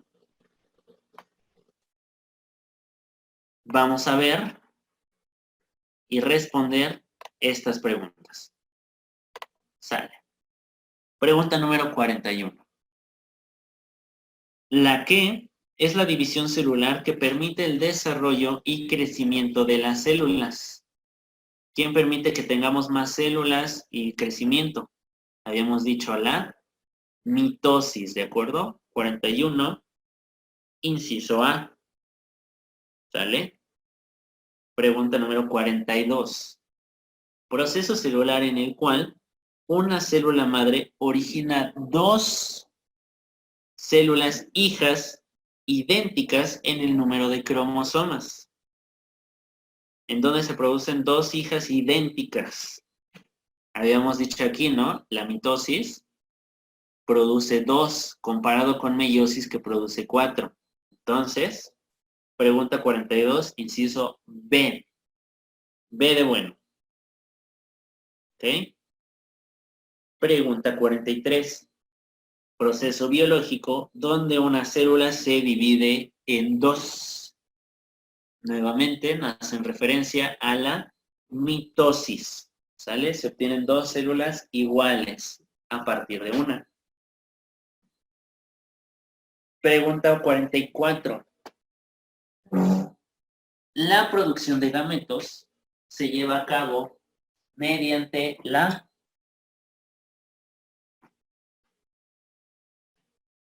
A, meiosis, B, reproducción, C, esporulación, D, mitosis. ¿Cómo dijimos que se producían óvulo y espermatozoide, que son los gametos?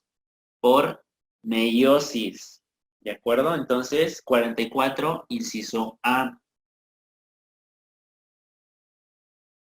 45. ¿Cuál es la característica de la reproducción sexual? Característica de la reproducción sexual. A, los hijos son iguales genéticamente. B, permite el intercambio genético. C, no existe la variabilidad genética. D, se obtiene un gran número de descendientes. No son idénticos. Dijimos más bien que había variabilidad. ¿De acuerdo? Y no son muchísimos descendientes, son relativamente pocos. Entonces, sí interviene, o bueno, hay un intercambio genético. Por lo tanto, pregunta número 45, inciso B de bueno. 45, B de bueno. ¿Ok? Muy bien. Entonces, eso serían las preguntas relacionadas con cuadernillo de reactivos, según lo que acabamos de ver hasta el momento. Repito, vamos a continuar el día de mañana con reproducción sexual, métodos anticonceptivos e infecciones de transmisión sexual. ¿Sale? Pero eso ya lo veremos con calma el día de mañana. Por lo tanto, en este momento vamos a pasar a la sección de preguntas y respuestas en relación a lo que acabamos de ver. ¿De acuerdo? ¿Sale, chicos? Entonces, vamos a ver qué dudas hay al respecto. ¿Hay alguna duda en algún proceso? ¿Qué dudas hay? ¿Sale? Inciso de la 43A. Mitosis, porque se producen dos hijas. ¿Sale? Inciso A. Gracias.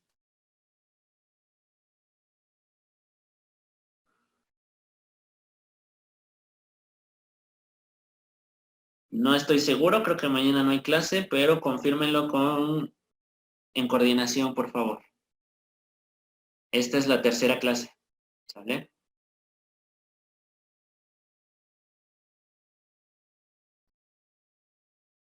Dudas en mitosis. ¿Sale? Algo en los tipos de reproducción asexual. Chicos, en cuanto a las clases, por favor, confírmenlo con la persona encargada ahorita de la clase o ahí en coordinación, creo que manejan un WhatsApp, ¿sale? Por favor, ahí, confirmen su duda. Aquí realmente estamos solo para dudas del tema, ¿sale? Entonces, más confiable en el WhatsApp. Ok, respuesta de la 41, inciso A, mitosis. Claro que sí, vamos a revisar mitosis, ¿ok? Vamos a ver.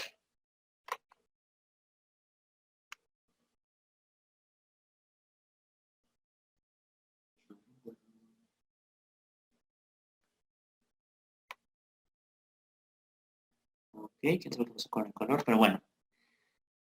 Aquí está, mitosis. Oye, aguanta, aguanta. Ahorita voy para... La mitosis consiste entonces, en términos generales, en 4 etapas, en 4 fases, que son profase, metafase, anafase y telofase. Profase consiste en general en que se elimina o se deshace la envoltura nuclear y se forma el uso cromático. Metafase, los cromosomas se alinean en el ecuador, nada más. Anafase, los cromosomas se separan en sus cromátidas hermanas y éstas se mueven hacia los polos. Y telofase consiste en que la célula divide su citoplasma en dos, proceso que se llama citocinesis, y además se vuelve a generar la membrana del núcleo. ¿Ok? Eso es mitosis. ¿Qué función tiene mitosis? Regenerar células muertas o dañadas. ¿De acuerdo? Y reparación de las células dañadas. Eso es la función de mitosis. Ahora, la función de meiosis es la de los gametos, formación de los gametos. ¿De acuerdo? Ok, vamos con diapositiva de aparato reproductor masculino. Ay, ya me pasé. Ah, no, ahí está. Sale.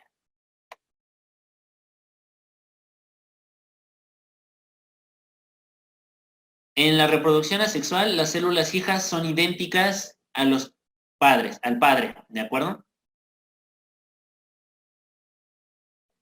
Sí, a lo que me refiero con síntesis de una sustancia es que esas células, esos tejidos, tienen la capacidad de crear sustancias, así como por ejemplo, la boca produce la saliva o de la piel sale el sudor, la grasa, algo similar. El testículo, por ejemplo, produce una sustancia que es la testosterona y los ovarios producen estrógenos y progesterona, ¿sale? A eso hago referencia, ¿ok?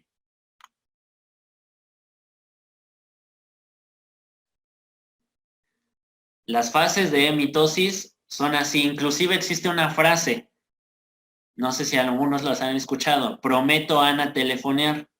Repito, prometo a Ana telefonear. El objetivo de esta frase es que recuerden el orden en el que ocurre. Profase, metafase, anafase y telofase. ¿De acuerdo? Es en ese orden estricto.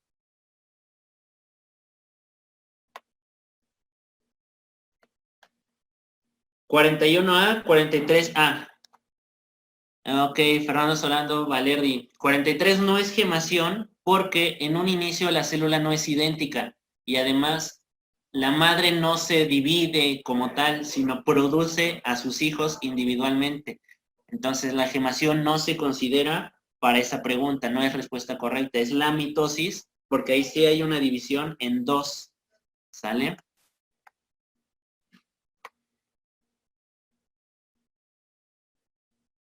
Exacto.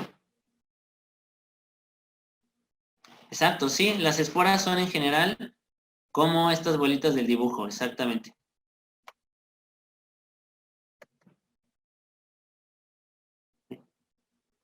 Sí, así. Aunque, bueno, varían un poquito dependiendo de la especie, pero no les van a preguntar específicamente de qué organismo, sino nada más como proceso general. ¿Ok? Puede ser que en el examen les vengan la etapa, a lo mejor les dicen fase de la mitosis donde los cromosomas se alinean en el ecuador. Pues metafase. ¿Sale? Entonces sí es importante que la revisen con más cuidado. Ok, me regresa aparato reproductor masculino.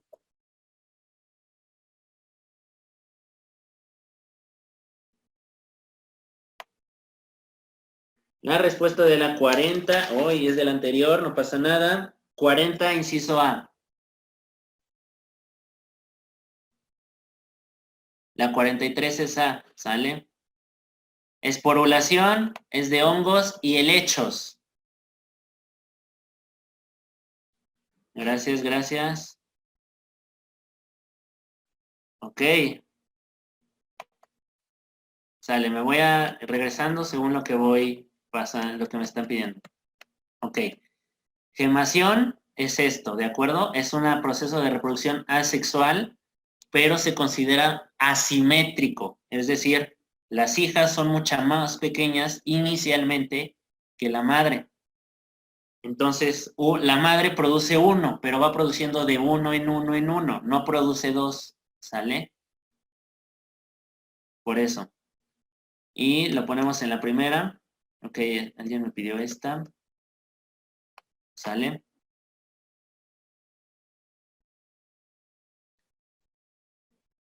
Moncayo Ortega Camila, sí.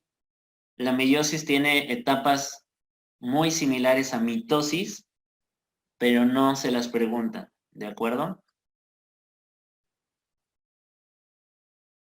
Voy para la diapositiva de aparato reproductor femenino, sí, claro que sí. Y con eso terminaríamos. Sí, la 44 es A, ¿ok? Muy bien, paso a la de femenino y con esa terminamos.